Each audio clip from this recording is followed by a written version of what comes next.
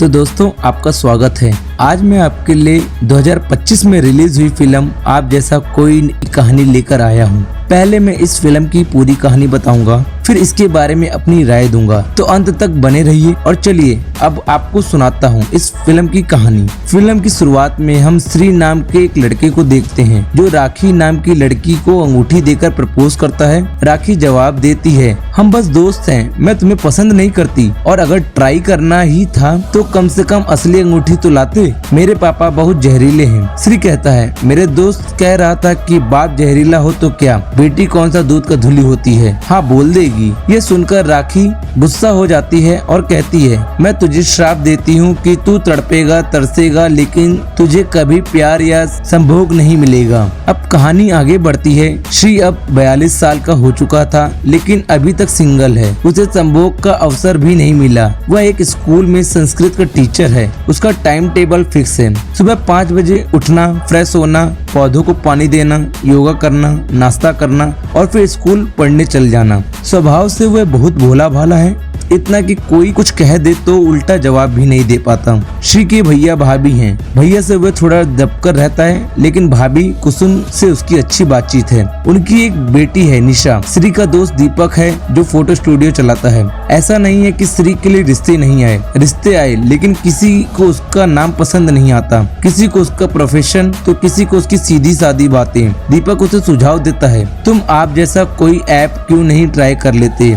यह मार्केट में नया आया है, इसमें तुम किसी लड़की से मैच होगे, फिर वह तुम्हें कॉल करेगी और तुम्हें उसे गंदी गंदी बातें कर सकते हो, समझे ना, गंदी बातें। श्री उस ऐप पर आईडी बनाता है और उसे एक लड़की से मैच मिलता है। लड़की फोन उठाती है। श्री को गंदी बातें करनी थी, लेकिन वह पूछता है, आपने खाना खाया? दीपक को लगता है ये सिंगल ही मरेगा। थोड़ी सीधी सादी बातें होती हैं। फिर लड़की लड़का तड़का लगाने के लिए श्री का नाम लेकर आहें भरने लगती है। श्री को उसके बात करके बहुत अच्छा लगता है। एक दिन कुसुम अपने पति भानु से कहती है, चलो अपने रिश्ते को थोड़ा स्पाइस अप करते हैं, कुछ करते हैं। भानु जवाब देता है, वह उसकी उम्र नहीं है, उम्र देखो अपनी, ओटीटी ने सबका दिमाग खराब कर दिया है, तभी कुछ तो कभी कुछ दिखाते रहते हैं, थोड़ा बिजी रहा करो, ऐसे उल्टे जुल्टे ख्याल नहीं आएंगे। कुसुम कहती है, तो क्लाउड किचन खुलवा दो, कब से कह रही हूँ। भानु कहता है, तुम चूल्हे में आग लगाओ, हमारी आमदनी पर नहीं। कुसुम का पड़ोसी जॉय है जिसकी भतीजी सिंगल है। कुसुम जॉय की भतीजी का रिश्ता श्री के लिए तय कर देती है। श्री उस लड़की से मिलने जाता है। लड़की का नाम मधु, जो बंगाली और फ्रेंच पढ़ती है। आमतौर पर मुलाकात के 5 मिनट में लड़की श्री से मिलकर भाग जाती है, लेकिन मधु नहीं भागती। वह श्री के साथ हाँ में हाँ मिलाती है और बहुत अच्छे से बात करती है। मधु की फैमिली में उसकी दादी, माता, पिता, 2 मौसी विदिशा और सोना के पति यानी मौसा जी और मामा जॉय जो सिंगल हैं। श्री को पता चलता है कि मधु का नामित नाम के लड़के के साथ कुछ था। वह मधु से सीधे पूछ लेता है। मधु बताती है, वह मेरा एक्स है, हमारा प्यार हुआ था। एक दिन हमने बीच मोमेंट बना, मैं उसकी शर्ट उतारने लगी तो उसने मुझे दुनिया का सबसे घटिया सवाल पूछा, तुम्हें तो बड़ी प्रैक्टिस है, वर्जिन तो हो ना। मुझे लगा वह मजाक कर रहा है तो मैं हंसने लगी, लेकिन वह सचमुच जवाब चाहता था। इतना पढ़ा लिखा अच्छी फैमिली से होने के बावजूद उसकी ऐसी सोच थी। इसके बाद मैं उसे कभी नहीं मिली। भला 16-17 साल के बाद कौन वर्जिन रहता है। ये सुनकर श्री का गला सूख जाता है, क्योंकि वह 42 साल का होने के बावजूद वर्जिन था। श्री और मधु का मिलना जुलना बढ़ता है और दोनों एक दूसरे को पसंद करने लगते हैं। श्री को शक रहता है कि वह इतना भोंदू और ओल्ड स्कूल में मधु उससे कभी पसंद नहीं करेगी, लेकिन उल्टा होता है। मधु को उसका सीधापन और अच्छा बर्ताव पसंद आता है। उसे ऐसा ही लड़का चाहिए था। एक दिन निशा अपने पापा भानु से कहती है, 5 दिन में स्कॉलरशिप एप्लीकेशन भेजनी है, कंपनी में 1 साल की ट्रेनिंग है, रहना खाना सब कुछ मिलेगा। भानु कहता है, खूब पढ़ो काम करो, लेकिन घर के कामों में भी रुचि रखो। कल को ससुराल वाले 30 त्योहार पर कुछ बनाने को कहेंगे तो ऑनलाइन मंगवाओगी क्या। श्री और मधु के घर वाले मिलते हैं और शादी की डेट तय हो जाती है। श्री को सब सपने जैसा लगता है, क्योंकि उसने उम्मीद छोड़ दी थी कि कोई लड़की उसको पसंद करेगी। उसकी सगाई भी हो जाती है सगाई में मधु की फैमिली वाले वाइन पी रहे होते हैं जो भानु को पसंद नहीं आता। मधु श्री के साथ थोड़ा नोटी हो जाती है और उसका नाम लेकर आहें भरने लगती है। श्री का दिमाग टनकता है, उसे लगता है कि ये आवाज तो जाने पहचानी है, यह तो उस लड़की की आवाज है जिससे मैंने ऐप पर बात की थी। उसे शक हो जाता है कि मधु आप जैसा कोई ऐप पर लड़कों से गंदी बात करती थी है। उसे लगता है कि उसके साथ धोखा हुआ है। श्री मधु को इग्नोर करने लगता है। मधु उससे पूछती है ऐसा क्यों कर रहे हो? श्री कहता है मुझे पता है कि तुम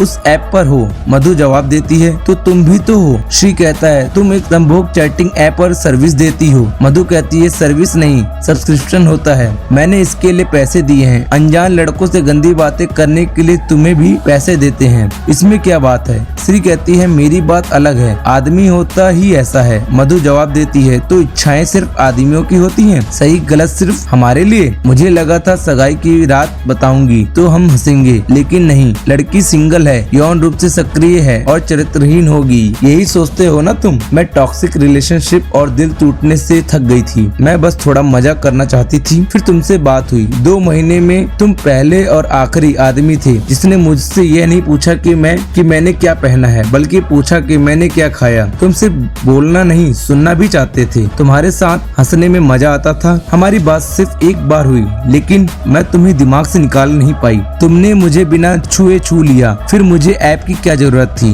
बस तुम्हें ढूंढना था और मैंने तुम्हें ढूंढ लिया। श्री कहता है मैं बहुत सिंपल आदमी हूँ, मुझे सिंपल चीजें समझ आती हैं। मैं शरीफ फैमिली से हूँ और शरीफ फैमिली ही चाहता हूँ। तुम बहुत छोटी, चालाक और लूज कैरेक्टर हो। हमारा कुछ भी नहीं हो सकता। श्री घर जाकर सब कुछ बता देता है और मधु भी अपनी फैमिली में सब बता देती है। भानु भी श्री जैसा ही रिएक्ट करता है। मधु की फैमिली उसे समझाती है कि वह गलत ऐप पर थी, लेकिन श्री को ऐसा नहीं बोलना चाहिए था क्योंकि वह भी उस ऐप पर था। भानु मधु की फैमिली से झगड़ने चल जाता है। रास्ते में ही अपने दोस्त प्रमोद से कहता है इन बंगालियों से यही उम्मीद थी। औरतें दारू पी रही हैं, सिगरेट फूक रही हैं, ताश खेल रही हैं, पॉलिटिक्स की बातें कर रही हैं और आदमी बीवियों का पल्लू पकड़ कर घूम रहे हैं, नल्ले कहीं के। कुसुम फुसफुसाकर कहती है बीवी को प्यार दिखा रहे हैं तो नल्ले हो गए। दोनों परिवार में खूब बहस होती है और शादी कैंसिल हो जाती है। भानु श्री के लिए दूसरी लड़कियां देखना शुरू कर देता है। दोनों में एक दूसरे को बहुत याद आती है, लेकिन अब कुछ नहीं हो सकता। एक दिन निशा अपने पिताजी से कहती है अगले हफ्ते ऑफिस की तरफ से कोलकाता जाना है। भानु कुसुम से कहता है निशा को घर के काम कब सिखाओगे? पढ़ाई से तो मन मजबूत होता है, लेकिन संस्कारों से परिवार। ज्यादा हाई फाई लड़कियां मायके और ससुराल दोनों तोड़ देती हैं। ताने देने के बाद भानु निशा को जान देता है। निशा देखती है कि श्री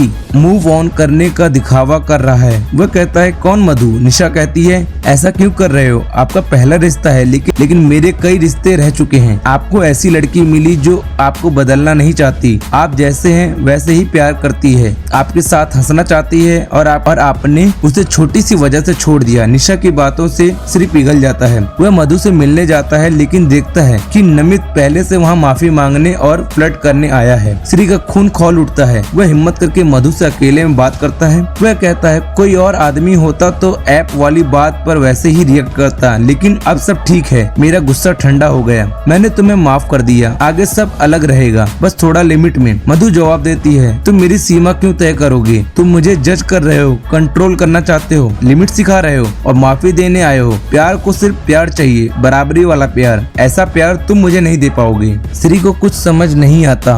एक दिन भानु कोलकाता किसी काम से जाता है। वहाँ कुसुम को जॉय के साथ देखता है। पता चलता है कि कुसुम और जॉय का चक्कर चल रहा है। कुसुम, जॉय और मधु की फैमिली और औरतों भानु से मिलने आती हैं। भानु पूछता है कब से चल रहा है? कुसुम कहती है क्या फर्क पड़ता है, 1 महीने की जगह 1 हफ्ता कह दूं तो कम चुभेगा। मुझे बहुत शर्म आती है, सोचती थी मैं ऐसा कैसे कर सकती हूँ। जब जॉय मधु का रिश्ता लेकर आया तब हमारी बात शुरू हो गई। धीरे धीरे दोस्ती गहरी हो गई। जॉय के साथ मुझे कैसा एहसास हुआ कि मैं कौन हूँ। पिछले 28 साल में तुम्हारे साथ प्यार था, पहचान ढूंढ रही थी। मैं सिर्फ किसी की पत्नी, माँ, भाभी थी, इसके अलावा मैं थी क्या? भानु कहता है बेटी को पढ़ा रहे हैं, काम करने दे रहे हैं, बीबी को इज्जत देते हैं। पूरे शहर में कोई और पति होगा जिसने इस उम्र में अपनी पत्नी को काम करने दिया। कुसुम कहती है, तुम्हें कहते हो अलाउ करने वाले तुम कौन? हम खुद सब करते हैं, 4 पैसे कमाते हैं ताकि कोई ना कहे कि हमने तुम्हें काम करने दिया। हमारी उम्र क्या है? श्री से कुछ साल बड़े हो, उसकी जिंदगी शुरू नहीं हुई